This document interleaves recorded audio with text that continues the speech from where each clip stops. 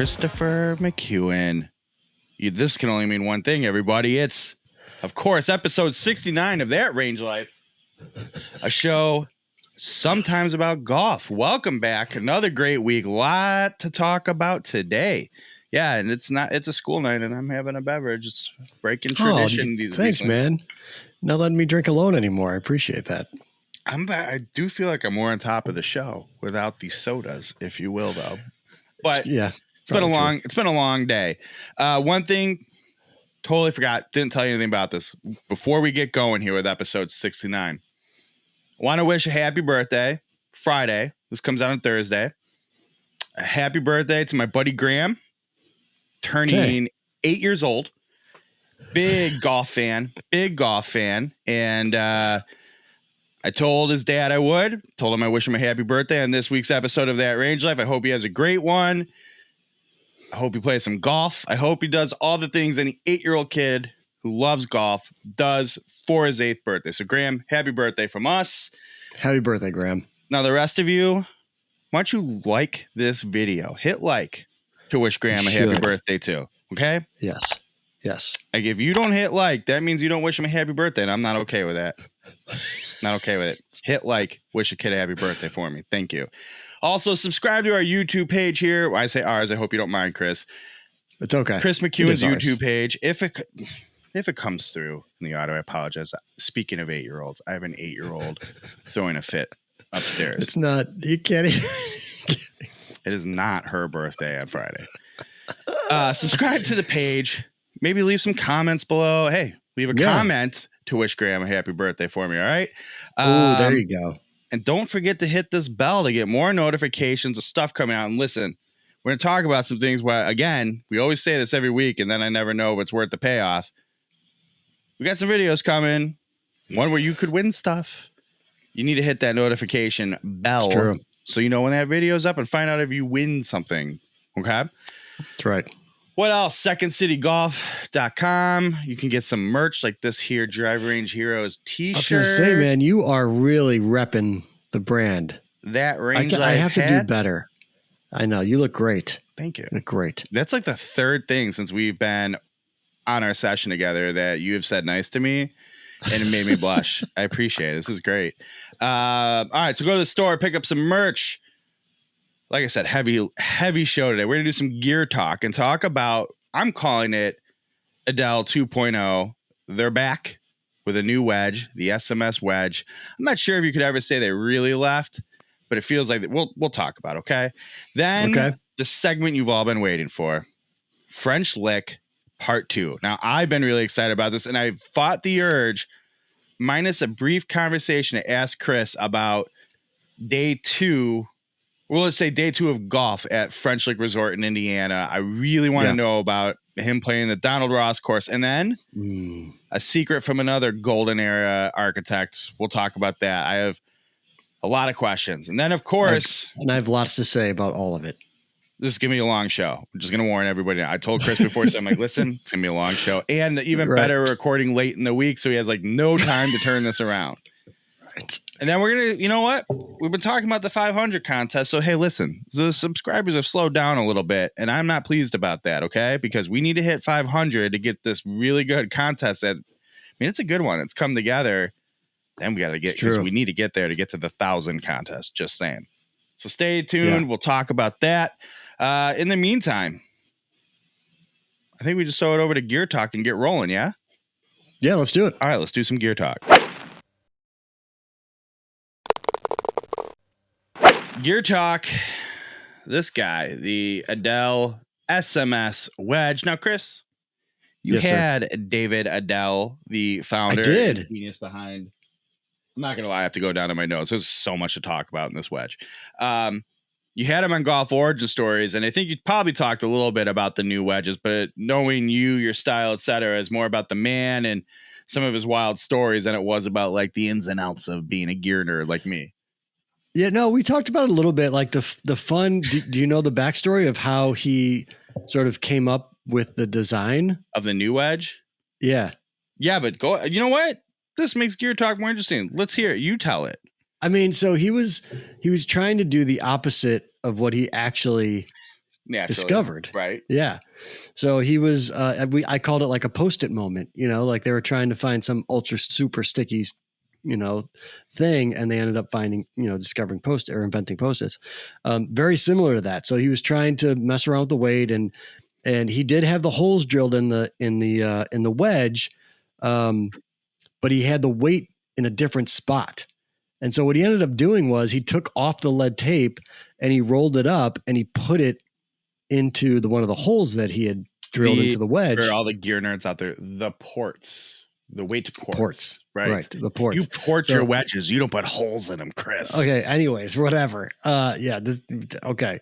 Anyways, so that's kind of how it was very much kind of an accidental sort of success, which is really fun to talk to him about. But yeah, he was out, he did design these wedges, and then he had a couple different guys come in, some really good players come in and hit them. And like when they had the weight in one spot, they were like Hosling shots, they were just like, what the hell, Yeah. And then he moved that lead tape to the other side of the wedge, and boom, they're centered him up and puring them. And he's like, I think I've got something here. So, right. And then what I found fascinating after all that, because that was the whole like, wait, what did I find here? Then they got pretty serious about it. Skip around here a little bit. I was going to talk about those later. So then they're like, there's something, let's explore this further. They got it. I forgot that I should have wrote down the notes, but some super advanced scientist doctorate in something in biomechanics or something, right? Yeah. It's one of his pals. He's real good friends with him. Yeah. I can't remember his name either, but we talked about him too. Yeah. Onto something here. Like you were saying, I got the guy for this. Let's really like dial into this. And he didn't just go after, and this, I always find this refreshing. They didn't just go after pros, right? The tour level players, the really good AMs competing in the US AM and, stuff like that, right? They went after Joe Schmo golfer at all skill levels to really like put the concept that this interchangeable weight port concept he came up with to the test. Cause like, yeah, great. I mean, this guy didn't do it, but like Justin Thomas could take a wedge and test that. And it's like, that guy knows his swing, his clubs, everything so perfectly. Right. That's one thing. And we'll talk about what the whole weight shift does. But get you, and we're decent players. Get you and me. What like that's going to prove if it's real or not. We're the ones that need the help. And then get really players matters, get 22 handicaps, right? And try with them. And so they did that with this guy who's like, I'm really intrigued from just a golf interest perspective. Yeah, I want to do this study. So they work with this. I don't know if it's biomechanics, but this advanced. It was biomechanics. Yeah, it was okay. Yeah, I don't want to insult the person who put all this time, effort, and money into this degree and skill set to be like, I don't know, shop mechanic, right? So if I'm calling the wrong name, I apologize. But yeah. And so what they found, you see here, and we have pictures too, but these 3 weight ports, right? And 3 different weights in them, and they're all removable. Actually, dig around here on the old table, buried, because once you set these weights, you don't need to change them. Comes with this tool. You see this tool, right? A lot with drivers and what have you. That's to change the weights. Here's the thing. Yeah, everybody knows what they know about center of gravity and golf equipment, right? Lower in the head's going to make the ball go higher and spin more. Higher up will give you a lower flight with less spin, blah, blah, blah, blah, blah, right? Mm-hmm. And so when I was introduced to like, what do you think about shift these weights? I'm like, oh, it changes the center of gravity. Like, yeah, but what else does it do? I was like, what? I don't know. And like, think about this. Have you ever noticed, take 2 different drivers, any club, and if like one's different than the other ones, they just don't swing right to you. And I'm like, actually, I'm really bad with, now that you can adjust weights in a driver head front to back, there's something just doesn't feel right with that weight in the front of the head. And I just can't swing it normally. But when you move it back, I can slot my swing just fine. You go slot your swing. That's it. So with this weight in the middle position, the toe position, the heel position, it feels different. And it does. In my review, I found like, man, these feel like 3 totally different clubs. And all it is moving a little heavier screw around to a different port. It's crazy, Now, man. they said, I want to say it was like 20% of all the golfers they tested with were most accurate with the weight and the center position. Yeah. And had, the most ideal performance with it. So that means 80% of golfers had the best performance in these wedges with the weight either toward the toe or toward the heel. Now, when I tested, I'm boring. The center was best for me. And here's the thing. I say this in a review. You could easily prove this with launch monitors and through like very scientific testing. And great, that you probably should. Sure.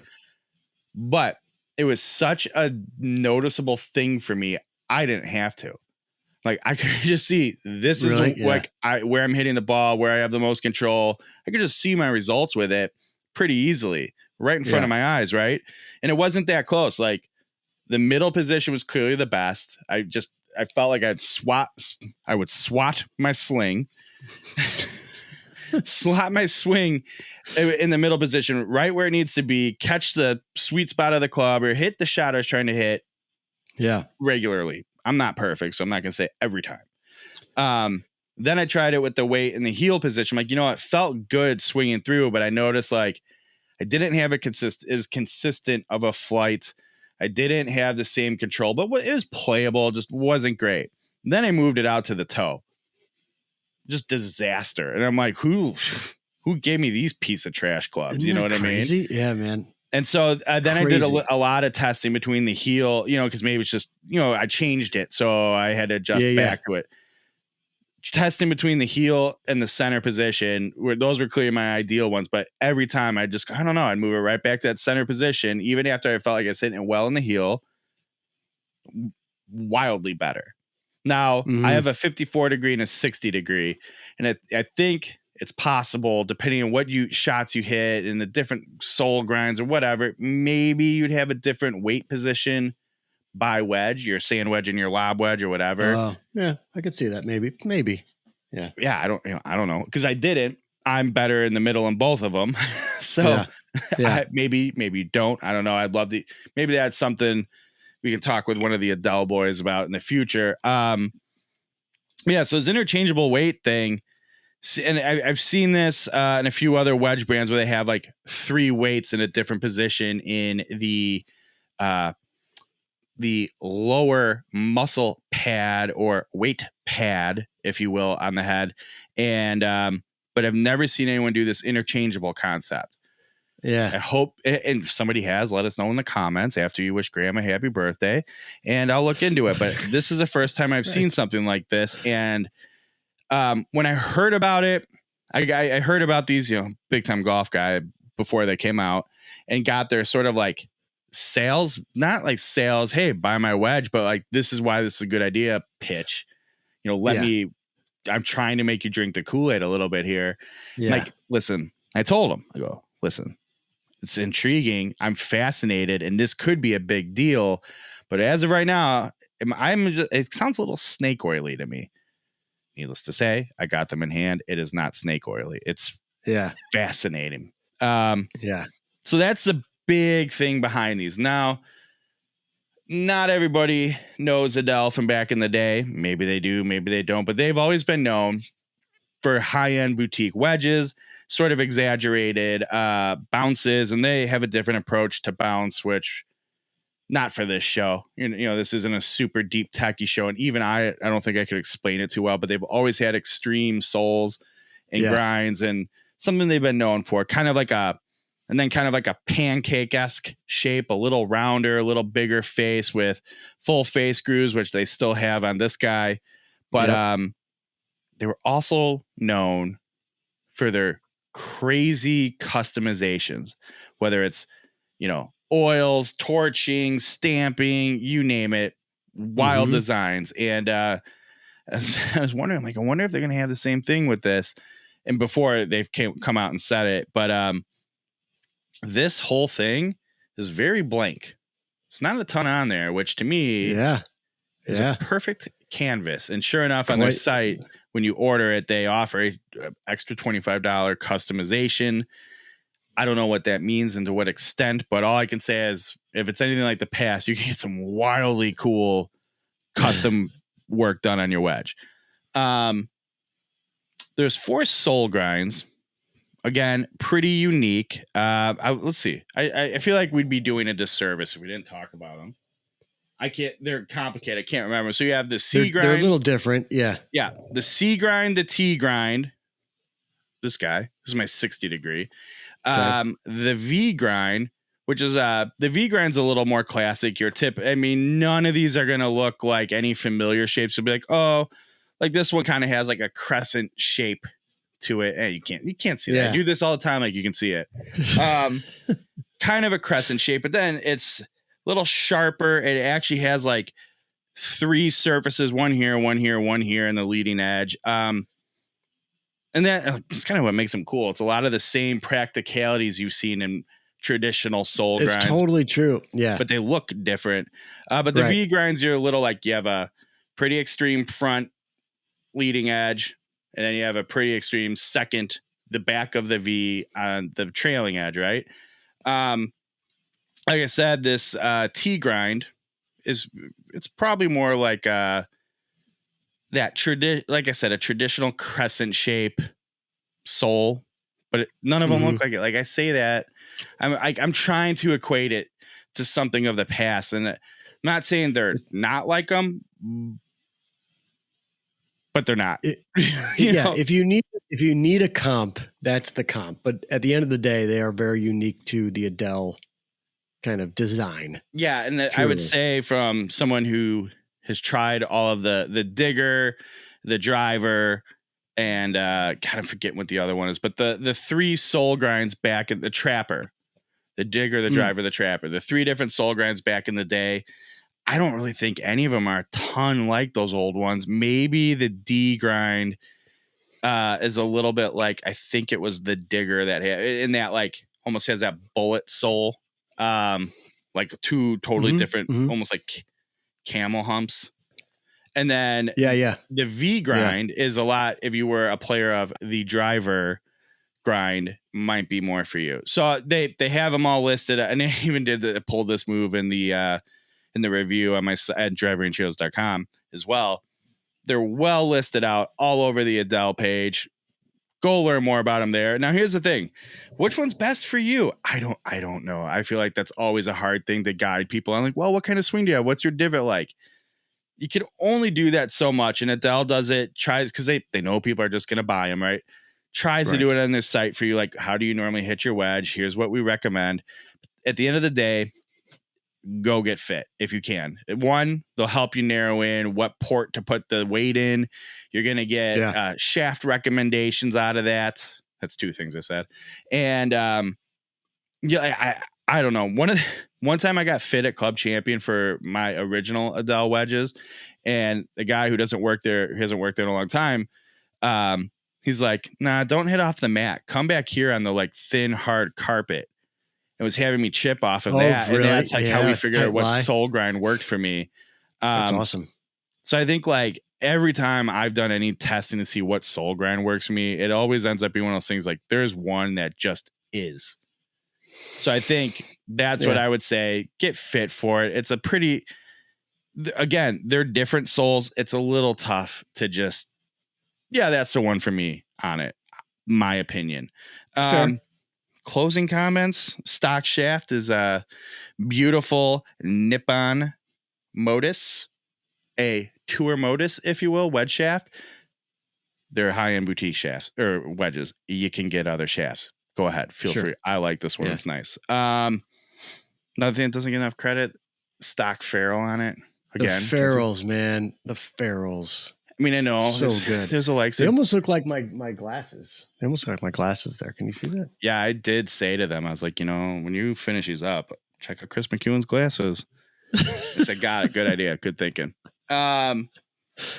With BB&F and all the ferrules out there, like this is a trend right now. And I don't know. I think it's cool that they come custom or straight with it. It's good. As a standard. Yeah, it's pretty cool. So yeah, I think that's really all I have to say about it. Go check out the review at driverangeheroes.com.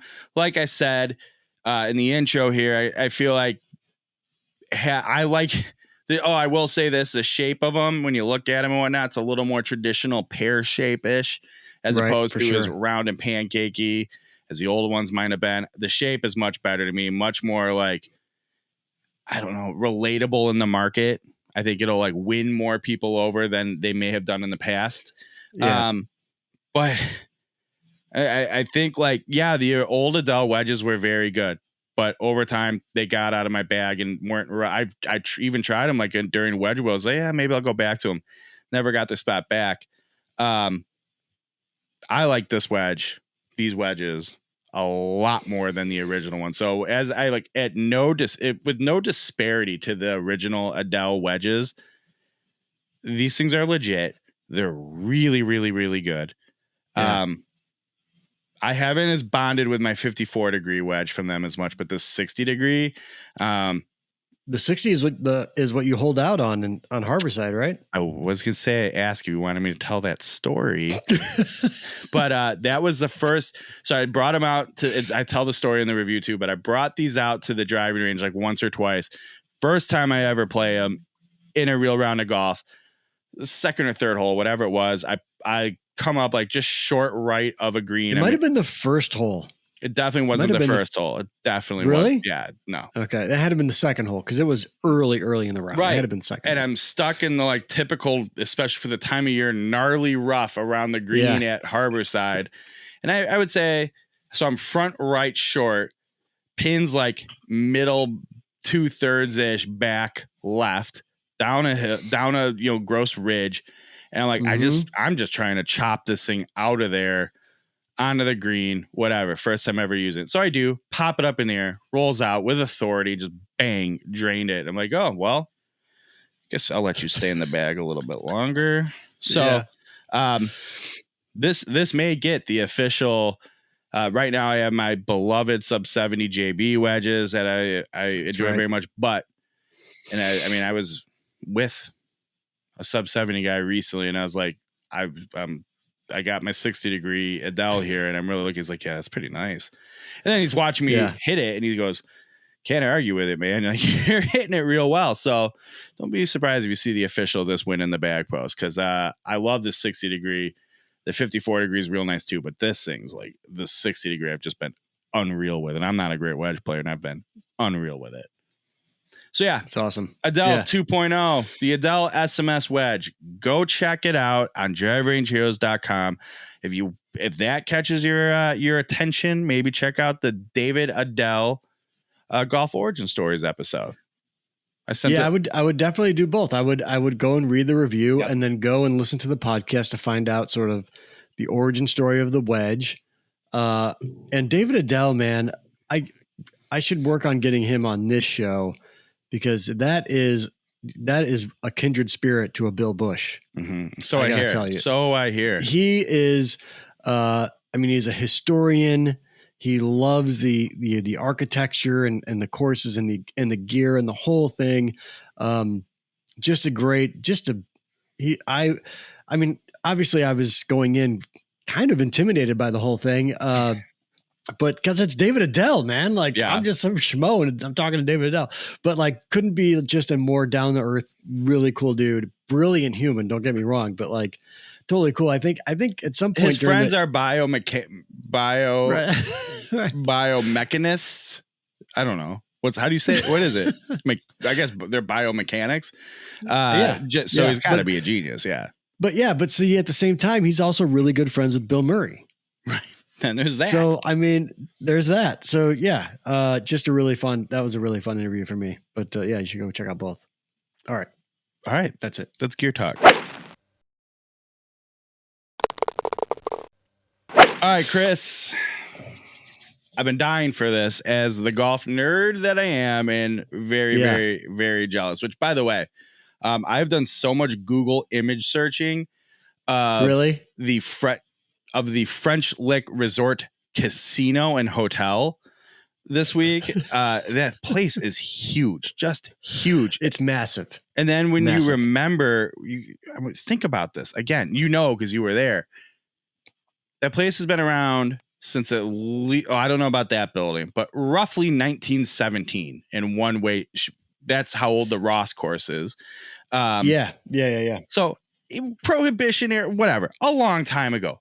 In the middle of nowhere, Okay. Yep. Middle, Yep. well, especially because Yep. I don't know if you knew this. We're from Chicago, and it's not the middle of nowhere. Right. Where concrete jungle, where dreams are made of. That's the same city. Pretty good. I like that one. I'm proud of it. To have had that huge of a place, and I understand prohibition. You need to be in the middle of nowhere. Different times in the early 1900s, but God. Sure. Yeah. That thing had to be like going through the Sahara Desert and be like, oh, Egypt. You know what I mean? I know. It's a sprawling campus, to say the least. It is a huge, huge place. Yeah. So, although that being said, we'll get to the Bendelow course, and there's a little thing about that. You just gave away the secret course we were talking about after the Don Ross course. I know. Okay. Anyways, God. Do you want to hear about the Donald Ross? No. I want you to finish telling us about middle of nowhere, French Lick, the history we were gonna mention. I think we talked about it a little bit in last week's episode. But yeah, I mean the resort itself was where to get its name, that whole story. Oh, you want to know where French Lick came from?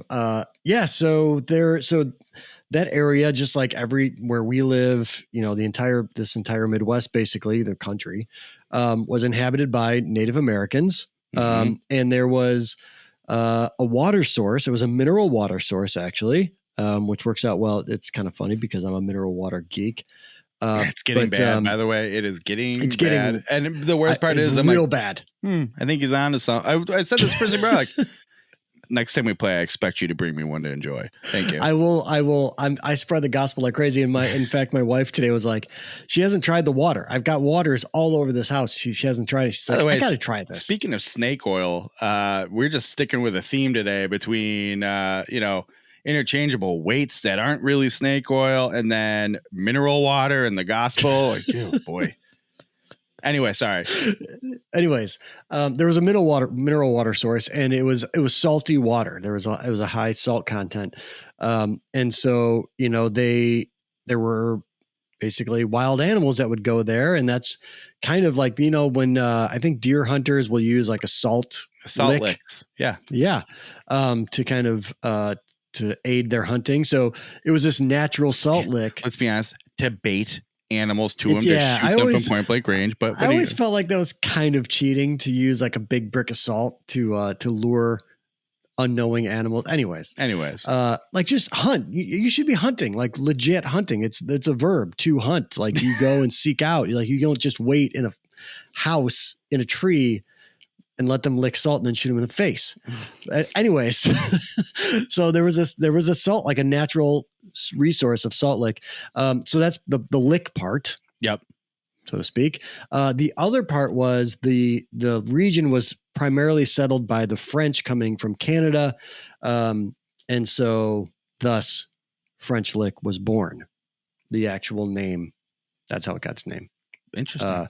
Yeah, I thought it was pretty fascinating. That was, whatever, in the 1700s probably. And then roughly around the early to mid 1900s, and by that I mean like 1900 to 1917.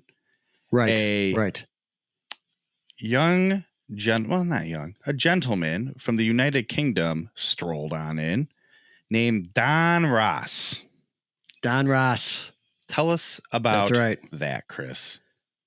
Yeah, so they so that course was built, I believe, I want to say it was 1907, and then got renovated in 1996. There was a family, the name is escaping me, and I hate myself for not writing it down. There's a family that has essentially financed French Lick and all of the golf courses in the surrounding area for roughly 2 decades now. I thought you were going to say from the beginning, I'm like, well, considering it was a casino during Prohibition and what have you, I'm not surprised to hear this. No, I mean, don't get me wrong. I'm sure they're making plenty of money from all of those things, but they have reinvested. They built the Pete Dye course in 2009, I think, and they renovated the Don Ross in, I want to say 96, or restored it. And so I think there's 80 bunkers on the Donald Ross. 65, I want to say, are the original Donald Ross bunkers. So they've done a bunch of work on that golf course. And here's a really fun thing for me, Bill. As I'm playing this Donald Ross, now that we talked about this before, it's my 5th, I believe, Donald Ross.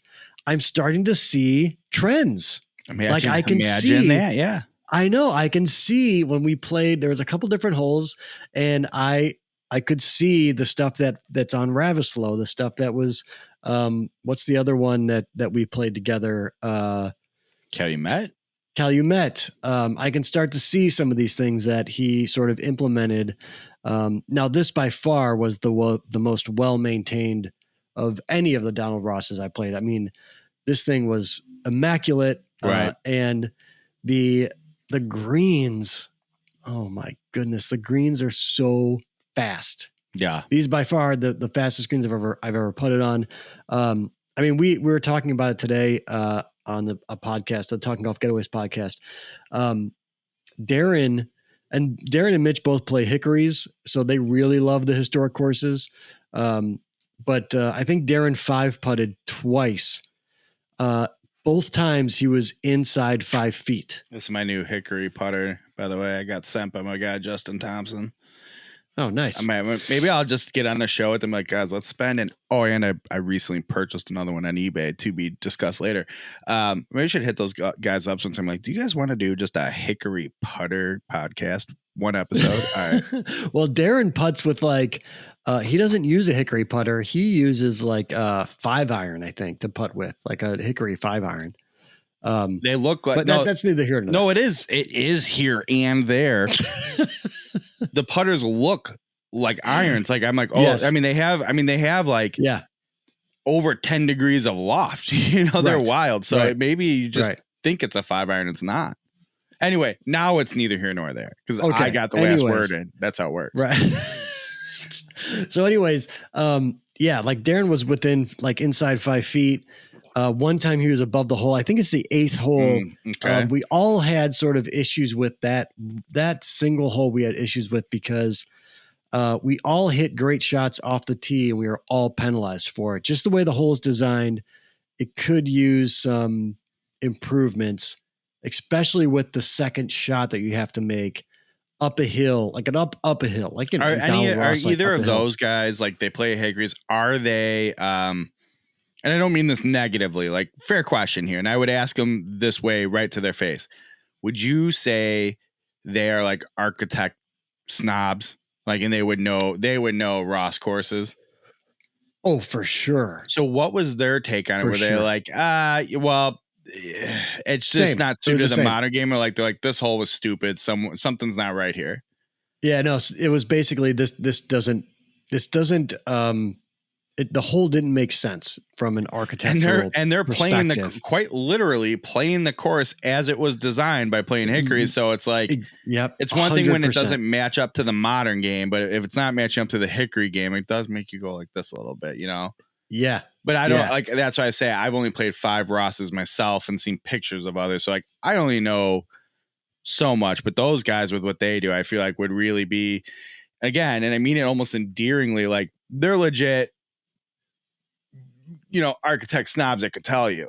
And I wish, I wish I was that, Yeah, no, they know for sure. Although I can't wait to get the text from Darren that says, first I'm a nerd, now I'm a snob. I don't know how else to say it other than like, I'm jealous about it. I would love to be, you know what I mean? They've played a ton of Don Ross. They know exactly. They're in tune with the design. I mean, I was thinking I'd love to have like a Don Ross that range life and have him on and talk about it. But then I realized like 5 of us would watch it. You know what I mean? Right. So maybe sometime we can just have like a nice COVID era Zoom chat with him about Donald Ross courses. Oh, for sure. Hell yeah, man. Those guys would love it. Yes. Anyways, that was the only hole because the second shot is uphill to a back to front sloped green that is super fast. And so Darren, to his credit, hit a really great second shot inside 4 feet, but it was above the hole. And so he sort of gently tapped his putt. Say looked at the ball. Right? Yeah. And it missed by less than an inch. One of those just kind of skimmed the edge, rolled off the green, back into the rough. Right. Yep. And so that kind of, that was like, okay. And that was even, to Darren and Mitch's credit, both, we were talking about the design of the hole before anything went sideways on the green. Right. But that didn't help, certainly. In a weird way, otherwise, criticism is not the right word. This question of the hole, actually almost makes me like more hungry to play it. What I would give for us to go and play this golf course together. Do you guys want to play the Pete Dye to the whole thing? Would love it. I just want it's sort of like Lasonia with the Langford course. Yeah. No, sun up, sun down, Donald Ross course, please. Thank you. Right. Yeah, dude, you would really, if I thought about you during the Pete Dye rounds, this one was like, I would wish Bill could see this because really, truly, it is restored to its purpose, like the way that Donald Ross wanted it to look and feel and play. And it's open. You have some undulation, you have uphill and downhill kind of shots that you have to deal with. And the crazy mountain views. Right. Yeah. And the greens were just an absolute blast to play. The greens were so much fun. And yeah, there was so much. We were talking about it earlier again today that I made a par putt from 30 feet probably. Now I know you're just making things up. And it was probably a 40-foot putt because I hit it 10 feet parallel to the hole first to get it started to find the slope into the hole. Now, was it like I'm picturing it in my head, which is, you didn't give enough detail for it. Are they like, Pinehurst with its turtleback, Donald Ross greens? Was it like that? Or were they really just it was made basically like ridges and steep, either front to back or back to front slopes? Yeah, it was a lot of back to front, lots of back to front design, and tiers. Yeah. Right. So right. Another time that I think Darren found himself the other time, like within 5 feet, he was left of the hole, a little bit above.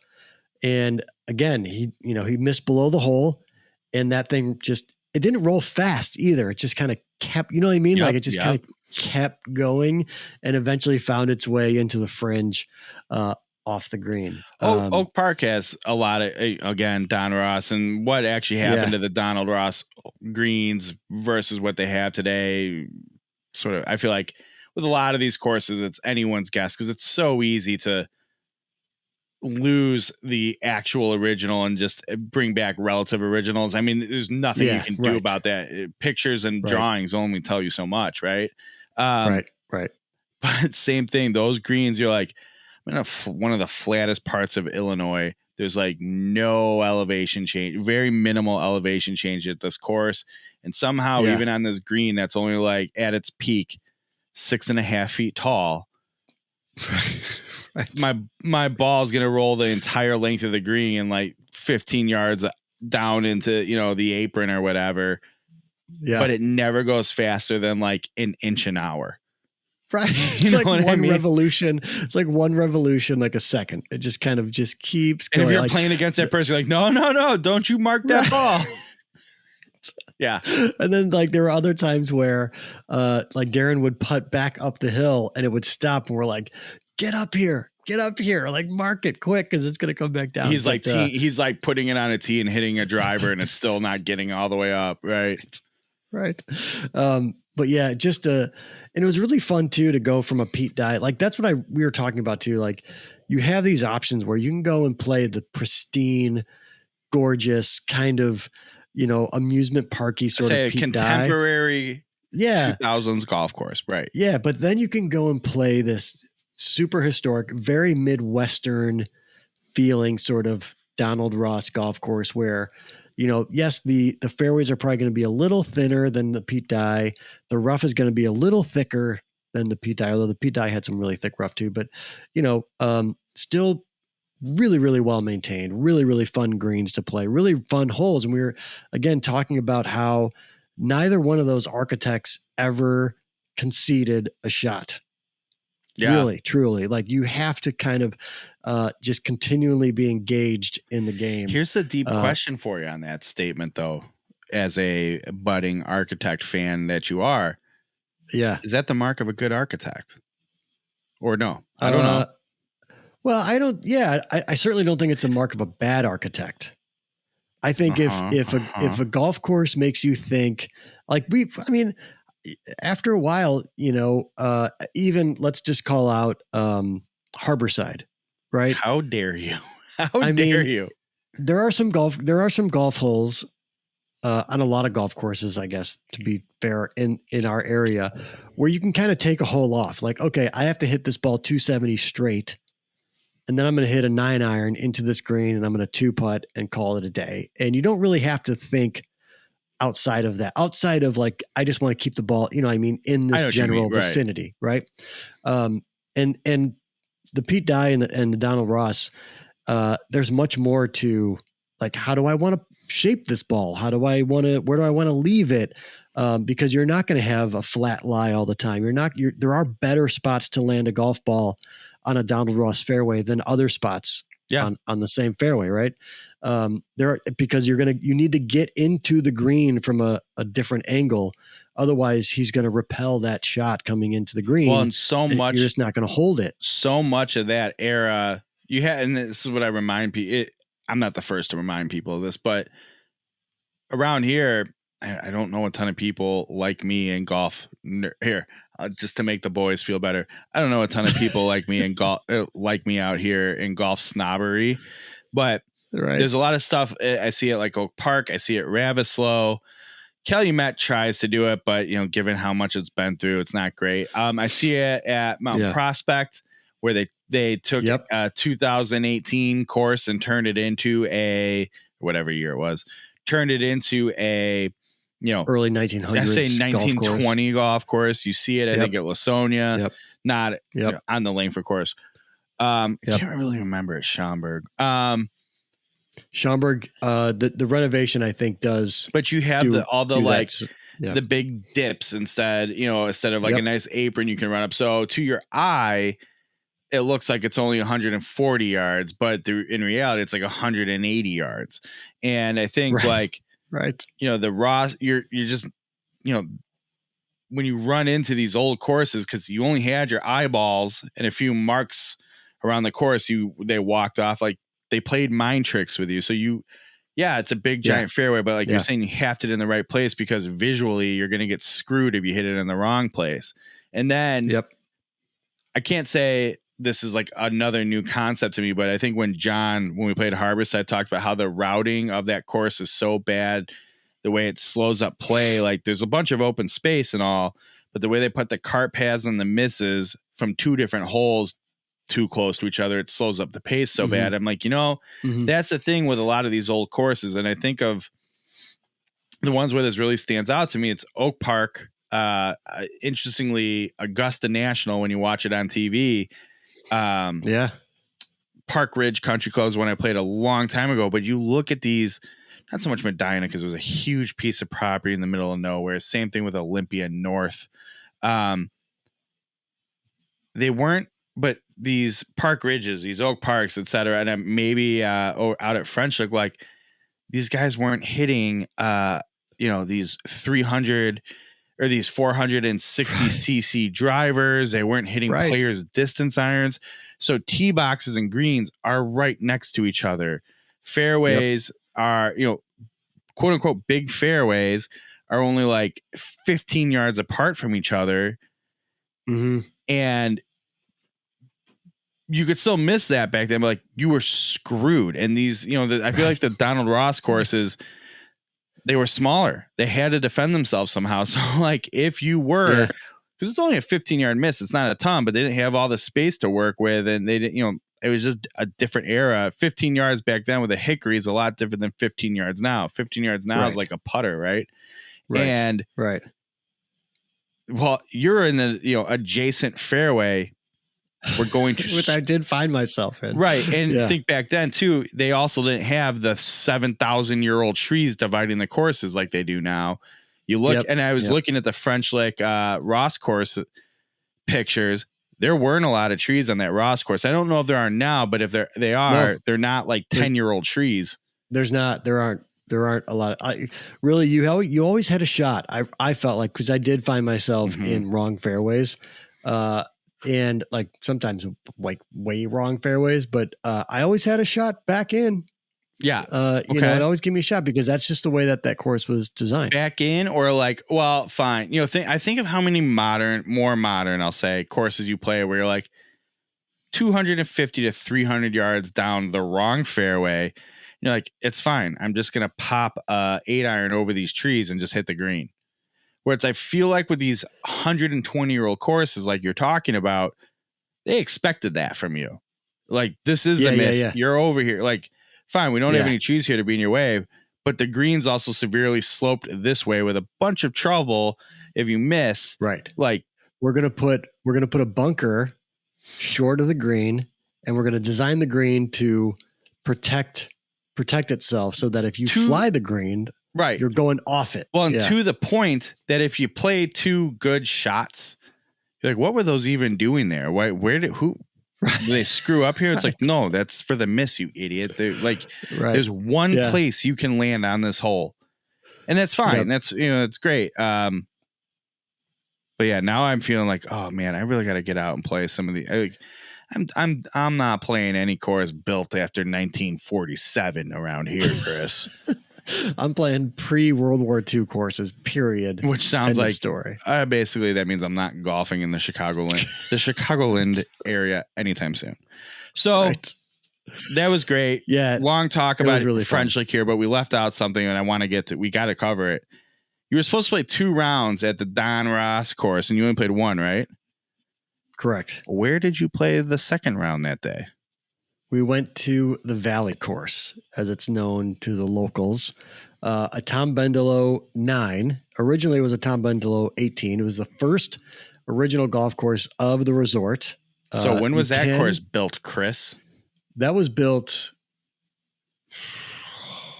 When was that built? 1902 or something. Yeah, something 1902 like that. Bendelow, and then Kris. Yeah. When did they decide to make it not 18 holes? I think it was this century. I think it was 2006 or something to that effect. It's not owned by the resort anymore, right? I don't think so. No, I think it's owned by the town, maybe.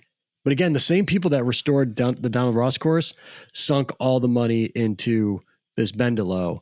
And they made it so I know like they took it from an 18 to a 9, but they also turned it into like a driving range they partnered with like Golf Kids USA or some like program like that. And so they really tried to make it part of the town. You know, it's like their golf course. You know, you've got these 2 other golf courses that are kind of, you know, like the Pete Dye course is $300 to play, and you got to have a 4 caddy, and the Donald Ross is the Donald Ross, and they needed somewhere for like, you know, a local to play. Yeah, and the kids. Yeah. That said, it hurts when you throw away a full 100-year-old golf course. And I'd be interested. Like, I get it. We'll hear more about the 9-hole here, but. I mean, given that area, like it had, and it was part of that resort, it had to be decent, you know? Yeah. Yeah. I wonder if it just wasn't a sustainable business or I'm going to go on a limb knowing the general demographics of Southern Indiana. And I don't mean that, I don't mean that disparagingly. Yeah. It's not a big, like ritzy golf golf, natural golf habitat. Like there's one place that's a getaway. So that would make sense. Anyway, enough of me being upset that things from 120 years ago don't exist anymore, which, oh well, neither does the Titanic, you know. Tell me about playing golf at this place and what it was like. It was kind of, I almost hesitate to talk about it because I felt like it was our little secret. Because it really is, even though you can walk to it from the resort. You can walk out of the hotel that we were staying at. Throw your Jones carry bag with a half set of irons in it. 100%. Head out. And but that being said, it's really like, it's not a place that the resort stayers are going to go play for whatever reason. And I think they're missing out. Yeah. Like if had we known that it was what it was, I think we would have started and ended every day at the Bendelow at the Valley Course. That's how kind of chill it was. It was a local vibe. It was, very walkable. We all, we walked the course. So it didn't have like the big, mountainous valley. No, it was elevation flat. change. Okay. No, it was pretty flat, but it had a bunch of great bridges because there's a creek that runs through the whole property, which comes into play on a couple different holes. But it like, I think Mitch and I were walking and we were both like, I feel like we're in Oregon. Like, you check in at the clubhouse and you walk down this real long kind of paved road to get to one. And then that's it. Like you don't have, you play along, it's very kind of linksy, and you play along the road a little bit, and you play across the creeks a little bit. And it was just kind of like a chill, relaxed round. And compared to the other rounds we were playing, it was like this welcome respite. I say, this normalcy. Say what you will about, like, I mean, as you know, like you have sold me. I'm like dying to get to French Lick. But I think of like when I've been to Kohler and, other high profile places, it's like as hard as you try, that feeling just doesn't leave you. But then when you get off campus, so to speak, and you do get into that, like, it's just like, I guess, going to the Loop and then ending up in Chicago. There's really no good examples of this now that I think about it. Like you end up in like a local bar in Oak Park. You're like, how did I end up out here? Right. Right. But you know what? This feels more comfortable to me than all the like fancy Loop and River North stuff feels to me. So, right. Yeah. Yeah. That's kind of, it just kind of felt like home, it kind of felt like this is cool. Like this is a cool place to kind of wind up our trip. And it was, it was just a really nice, and that's not to say that it wasn't, as well maintained. Like clearly they're not going to be fairways like the Pete Dye, right. Or greens like the Donald Ross, but the greens were going to make you think about some things and make you hit a shot here and there. And they're still from 112 years ago, and they were built for high rollers who want a good golf.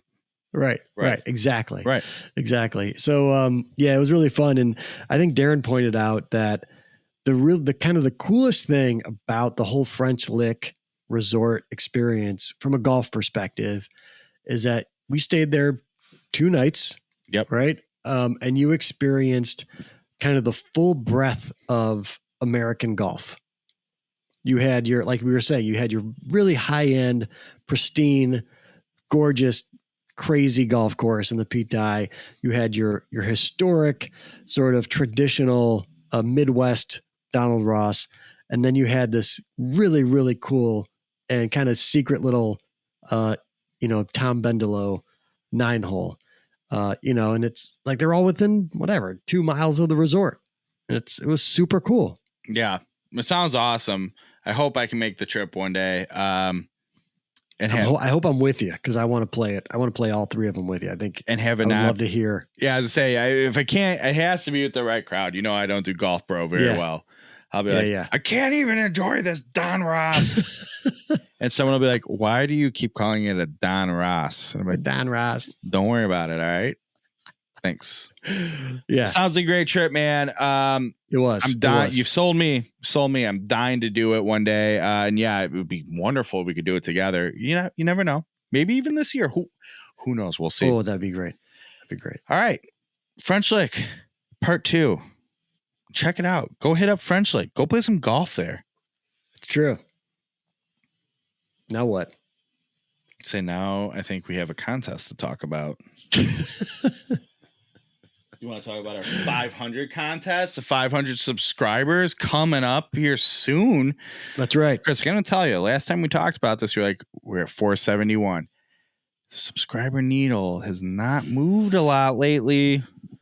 I think we're still at 471. I think so. I don't appreciate it's like when you're cooking a perfect brisket. Like, man, you bought a nice 17-pound full packer. You're feeding everybody. They're coming over at 6 p.m. You started at like 2 in the morning. You got this perfect blend of seasoning on it. And you're like, don't worry, it'll be ready roughly 6 p.m. when you all want to eat it. Uh-oh. You hit a stall. The fat and so the intermuscular fats are starting to break down and evaporate inside your brisket, thus bringing the internal temperature lower. Uh-oh. I'm not going to get this thing to temperature in time. And you got to let it rest for, I like at least 2 hours so it can all congeal it. Sure. You're going to have problems, man. You're going to have problems. Yeah. I feel like that's what's happening with our subscribers at the moment. So this YouTube channel is now the fatty substance in the meat that won't congeal in time to be eaten. But it's just going to be good. It is. But we're about to microwave it, and we're going to super hot. No, we're not going to microwave it. We're not doing that. We're not turning getting the smoker running at 500 just to hit a temp. That's where, hey. No, you know what we will do, though? Because we don't want to ruin this brisket. We're going to throw it in some foil and do the old Texas crutch and get her up the temp faster without ruining it. Our bark might not be as good. The bark of our brisket may not be as good. But, hey, it's going to taste delightful. And that tasting delightful is our 500 subscriber contest. It's true. We got some good stuff. All right. Where do you want to start? Okay, let's just go over the sort of parameters of this. So we're at 471. We need 29 more subscribers. When we hit the 500 mark, whatever episode that happens to fall on, we're doing the drawing, right? And we'll get into how you win and how you enter and things like that. But step one is going to be subscribing to this channel. You cannot win if you are not subscribed to this channel. Fair? We'll find out. Right. We will find out. So don't try to cheat. Don't try to cheat. Listen, as friends with this guy, like real friends, I mean, we've survived the pandemic together and only got closer. It's true. Don't try to cheat Kris McEwen. Yeah. Don't you dare. Don't you dare. Honest to God, don't you dare out there. Okay. So, so that's going to be the first thing. So just get it over with, subscribe, and then whatever. Okay. Yep. Okay. So prize one. And this, you can see what William's wearing there. We are going to give you $50 to spend at secondcitygolf.com. Yeah. So now we're not going to give you specific merch. We're just going to give you money to say, go and spend the money at the store. Yeah. So that's prize number one for our 500 subscriber giveaway. Prize number two. You know what I was thinking? Sure. No, I'm not going to plug it right now, but okay. You know what? Go ahead. I'll plug it after. Okay. All right. Prize number two. And if you follow me on Twitter and Instagram, you may have seen this already, but this is courtesy of little brother, Scotty. That's right, ladies and gentlemen. We're giving away a golf ball clock. Have you seen what those cost in the Second City Golf store? Yeah. You can't buy one for $50. And check this out. What comes with a remote. Oh, you can change the colors of it. I can go red, green, blue, all kinds of different things. So this is going to be prize number two. Now this is one winner. I don't have one of these. I don't have one of these. True. I've been begging. It's true. I'm going to subscribe. This is so far the winner is going to get $50 for the store, golf ball clock. Right? Wait a minute. Is this different people win these things or one winner, Kris? I mean, I would just guess it would be one winner. Okay. You want to do more than one? I mean, okay. I'm just going to tell you, we have two. You may not know one of them. Last minute edition. I think we have to split. We might have to have two winners. Okay. We'll do two winners. Two winners. We'll do two winners. All right. Two winners. And we'll split up the prizes. Now this is winner. So $50 for both winners. We'll figure it out. Again, We're telling you the prize is available. Right. Parameters to be named soon. Right. All right. So $50 to the site. Golf clock. Right. Okay. Bill, what else we got? So when Kris reached out to me said, hey, let's start getting serious about this giveaway. We've talked about some things on the show before, but like, we got real about this. And, Kris and I, believe it or not, people like us enough. And I said, I got a better prize than that. It's hard to believe. Kris, do me a favor. I didn't say it like this, but it sounds better for effect, dramatic effect even. I go, Kris, what if we reached out to this person and said, hey, let's do this prize? And he went, I'm on it. I think immediately they're like, yep, love the idea. Let's do it. We are giving away for this contest a free driver fitting at Club Champion. Yep. Club Champion. I'm going to give you an email address and you'll be treated to a VIP driver fitting at a Club Champion for free. Yeah, for free. And as guys who push driver fitting all the time on this show, club fitting, trust me, it's worth it. And this is another one. I'm like, hey, do you need us to come and, as announced on driverangeheroes.com this week, I have my driver in the bag and I'm hitting my driver better than I have in a long time. And I'm still like, whoa, free driver fitting? Do you need me to come like proof of concept, test it out? No. It turns out you guys know what you're doing pretty well. Okay. All right. Well, we're giving a free driver fitting away at Club Champion. Now, Kris, here's why I think we need to separate these things. Okay. I've been doing some digging around the archives here at Uncle Bill's house. And I found this. That's a big box. Oh, is it a long box? It's one of my it is a long box. That's the one like you knock your microphone out as posted in Kris McEwen's What's in the Box segments here on the YouTube channel. You can check that out this week.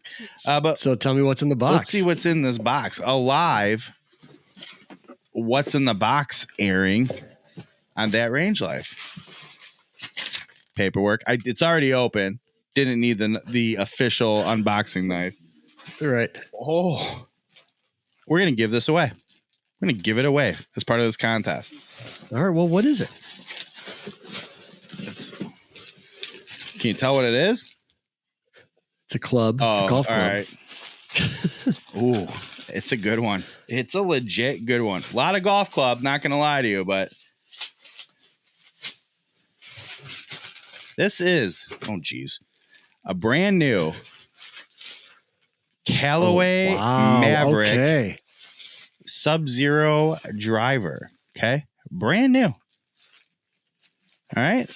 You never know what you're going to find in Uncle Bill's golf club archive. I'm changing. Graveyard's a bad tone. I realize that we've been giving it for over a year. You should call it the museum. I'm going to call it the archives. It's not quite museum. Archives. It's not museum quality. This is a museum over here. But yeah, man, the Maverick Sub-Zero looks like we have a Aldila Rogue shaft in it. Here's the one thing I'll say. Maybe we have to figure out how this works. It is a 60X shaft in a 10.5 degree head. Obviously, they're adjustable, but I mean, that's a lot of, I will tell you from my own experience, a Sub-Zero is known to be a lower spin, lower flighted driver with an Aldila Rogue in it. 60X. It's a little bit of a golf club. Oh, look at that head cover. I mean, is it free? It's free, Kris. I just want to make sure it's free. Okay. Head cover, adjustment tool. We got it. We got it all. Whole thing. I did just rip the plastic bag open to show you what it is, but I'll leave the plastic on the head. How about that? Yeah, there you go. Okay. So do we want to, when you said separate? Well, because if you're going to get a Club Champion driver fitting, why send you a driver that you're not getting fitted for? We'll figure it out. We'll figure it out. All right. But those are the prizes. Those are the prizes. There's another prize, right? Which we've talked about before. Oh, he's not. No, you're not. He's doing it. And he's got it backwards just for you. There you go.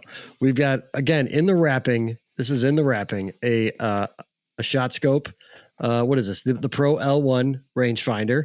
So we'll throw that in there too. So now we've got $50 for the store. Golf ball clock, one of a kind golf ball clock, rangefinder, free complimentary fitting at Club Champion and the driver. That's pretty good for just subscribing to a channel. Just subscribing to a channel or something like that. Right. Here's the thing I'm going to one. say. I think of all the years of following golf content, forums, channels, you name it, entering these contests. It is wild to be on the other end of a contest that's this decent. You know what I mean? Yeah.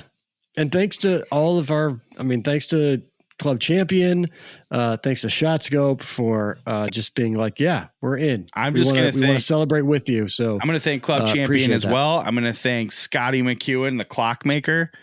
That's right. Is he woodworker? As I say, is he our Geppetto?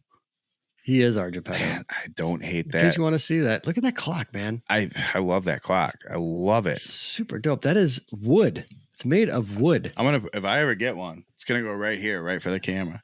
So cool. The last thing I need over there is a different light combination, but I'm gonna more lighting. I'm gonna do it. Gonna do it.